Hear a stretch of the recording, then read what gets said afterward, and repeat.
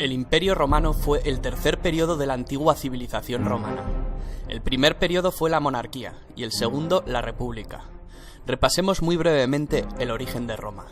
Según la tradición romana, el origen de Roma se remonta a los hermanos gemelos Rómulo y Remo, que de bebés fueron amamantados por la loba Capitolina.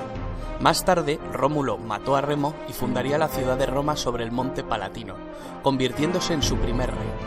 La forma política de Roma será la monarquía hasta que fue expulsado el último rey, Tarquinio el Soberbio.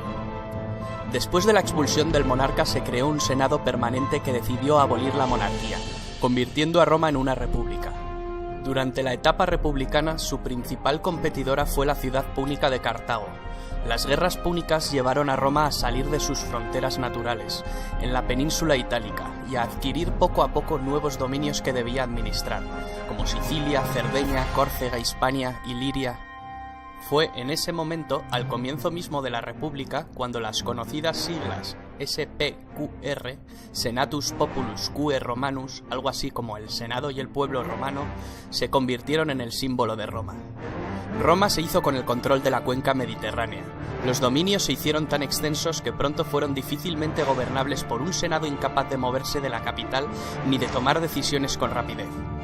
Así fue como surgieron personajes ambiciosos como el general Julio César, quien no solo amplió los dominios de Roma conquistando la Galia, sino que desafió la autoridad del Senado romano y reveló la importancia que tenía poseer la autoridad sobre las tropas para obtener rédito político. Tras la guerra civil que lo enfrentó a Pompeyo y al Senado, César se había erigido en mandatario absoluto de Roma y se había hecho nombrar Dictator Perpetuus. Tal osadía no agradó a los miembros más conservadores del Senado romano que conspiraron contra él y lo asesinaron durante los idus de marzo, dentro del propio Senado, lo que suponía el restablecimiento de la República, cuyo retorno sin embargo sería efímero. El precedente no pasó desapercibido para el joven hijo adoptivo de César, Octavio, quien se convirtió años más tarde en el primer emperador de Roma, tras derrotar en el campo de batalla primero a los asesinos de César y más tarde a su antiguo aliado, Marco Antonio, unido a la reina Cleopatra de Egipto, en una ambiciosa alianza para conquistar Roma. A su regreso a Roma, el poder de Octavio fue enorme, tanto como lo fue la influencia sobre sus legiones. En el año 27 a.C. se estableció una ficción de normalidad política en Roma, otorgando a Augusto por parte del Senado el título de Imperator Caesar Augustus. El título de emperador, que significa vencedor en la batalla, lo convertía en comandante de todos los ejércitos. Formalmente nunca aceptó el poder absoluto, aunque de hecho lo ejerció. Aseguró su poder manteniendo un frágil equilibrio entre la apariencia republicana y la realidad de una monarquía dinástica. Los primeros emperadores desde Augusto hasta la muerte de Nerón, es decir, entre el 27 a.C. y el 68 después de Cristo, formaron la dinastía Julio-Claudia. El reinado de Nerón se asocia comúnmente a la tiranía y a la extravagancia. Se lo recuerda por una serie de ejecuciones sistemáticas, incluyendo la de su propia madre y sobre todo por la creencia generalizada de que mientras Roma ardía en un gran incendio, él lo contemplaba desde la distancia tocando la lira. Tras el periodo del 68 al 69, el año de los 4 emperadores, dio paso a la dinastía Flavia. A los Flavios le sucedieron la dinastía de los Antoninos, que trajeron la época dorada. En esta época, a lo largo del siglo II, el imperio alcanza su máximo esplendor. Destacar la figura del emperador Trajano, nacido en Hispania. Fue el primer emperador romano nacido en una provincia de Roma. Fue un gobernante eficaz y querido por su pueblo. Bajo su reinado el imperio alcanzó su máxima expansión. El último de los llamados 5 buenos emperadores de la dinastía antonina fue Marco Aurelio, al que le sucedió su hijo natural Cómodo, con el que reaparecerían muchos de los problemas previamente presentes en cuanto a sucesiones e inestabilidad. Tras el asesinato de Cómodo por su guardia pretoriana, el imperio se sumió en una época de confrontación civil, tras la que asumió el trono Septimio Severo, quien instauró la dinastía Severa, que termina con Alejandro Severo. Después, entramos en lo que se conoce con la crisis del siglo III, un periodo de 50 años de duración. Es un periodo de profunda crisis, durante el cual se producen fuertes presiones de los pueblos exteriores y una fuerte crisis política, económica y social en el interior del imperio.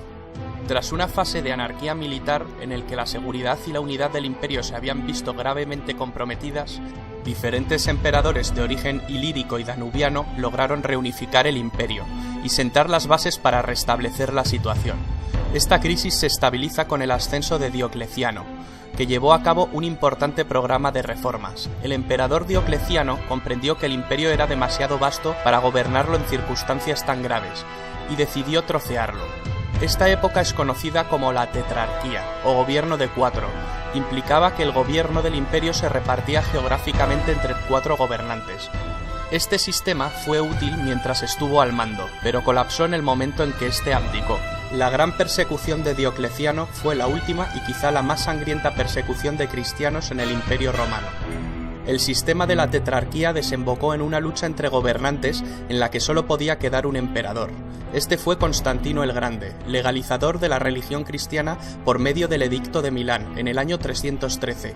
Convocó el primer concilio ecuménico universal en Nicea en el año 325. En este concilio se unifican los dogmas y se sientan las bases del credo oficial. Se considera que esto fue esencial para la expansión de esta religión. Constantino fue el primer emperador cristiano.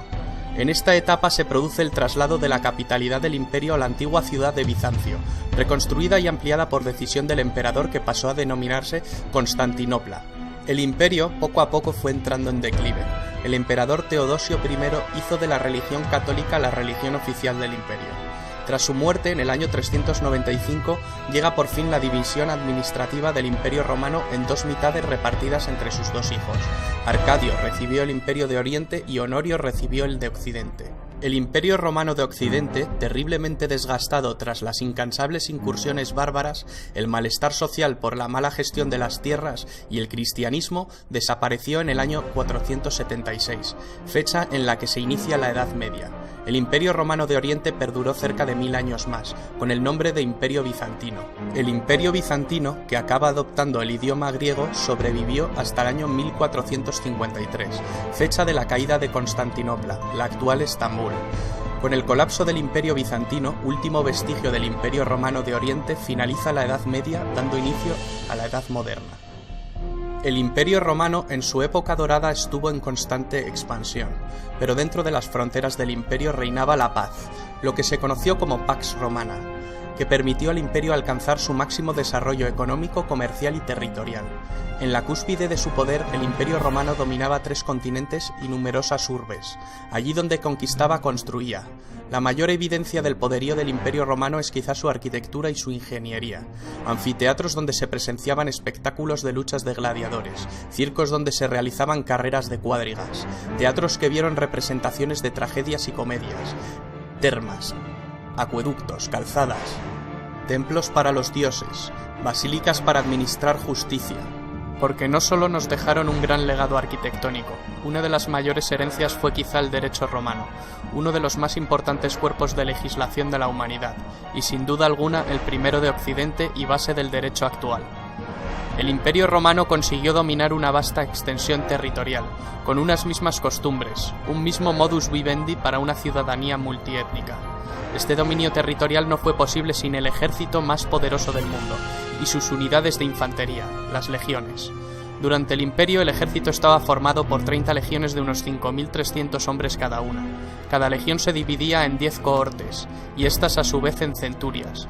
La centuria era la unidad básica de infantería, formando la espina dorsal de las legiones. Cada centuria constaba de 80 hombres y era comandada por un centurión. Para entrar en la milicia, una condición indispensable era ser ciudadano romano. Los esclavos lo tenían completamente prohibido. La sociedad se dividía en varios estamentos. Los ciudadanos romanos se dividían en patricios y plebeyos. Se denominaba patricios a las familias más antiguas de Roma, quienes formaban una aristocracia. Poseían privilegios. Al principio estas familias componían el grueso del Senado. Poco a poco, la descendencia de estas grandes familias fue desapareciendo. Con el paso del tiempo, el término patricio dejó de tener el significado que se le había dado hasta entonces, para significar aristócrata o poderoso, pero sin distinción de sangre. Los plebeyos solían ser campesinos, artesanos, comerciantes, y también constituían el grueso del ejército. Luego estaban los esclavos. Los esclavos no tenían derechos de ningún tipo.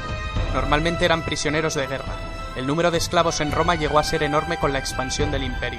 Se les obligaba a hacer los trabajos más duros. Se puede decir que su destino dependía de la benevolencia o crueldad de su amo. Muchos de estos esclavos eran utilizados para satisfacer las ansias de diversión del emperador y del pueblo. Los esclavos podían ganar su libertad de diversos modos. A los esclavos liberados se les llamaba libertos. Para bien o para mal, Roma está enraizada en nuestras tradiciones políticas, culturales y literarias, en nuestra forma de pensar. Es imposible entender la idiosincrasia de Occidente sin la civilización romana.